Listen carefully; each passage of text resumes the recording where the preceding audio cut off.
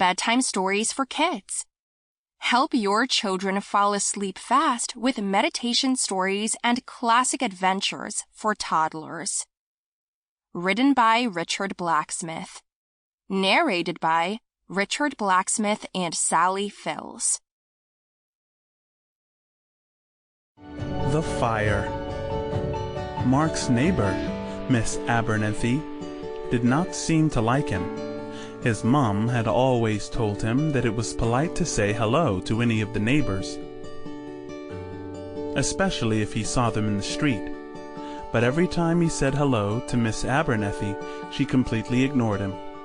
One day, him and his dad were coming back from a walk late in the evening.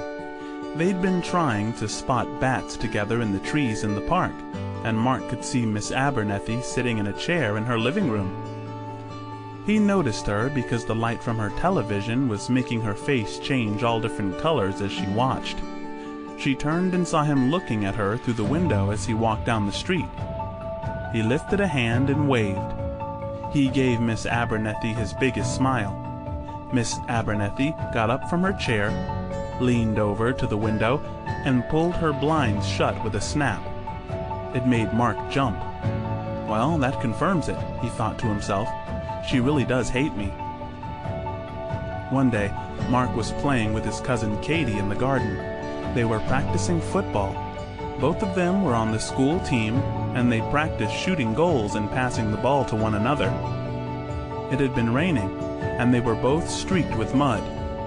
Mom had told them to stay outside until they were finished playing football, and not to come into the house until they were ready to get washed and changed into clothes that weren't soaked in mud.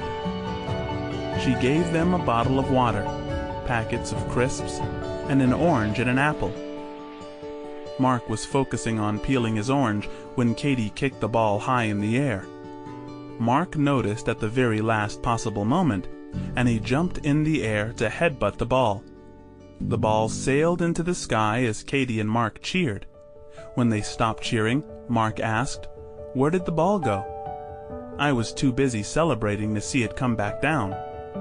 "I'm not absolutely sure either, but I think it must have gone over the fence and into next door's garden." Katie shrugged her shoulders. Mark felt himself grow cold as the smile left his face. He couldn't see over the high fence, and there was nothing to stand on, but he did find a gap just big enough to peek through. He couldn't see his ball, but he could see one of the windows at the back of Miss Abernethy's house. It had a big, round, dripping, muddy splat right in the middle. Sample complete. Ready to continue?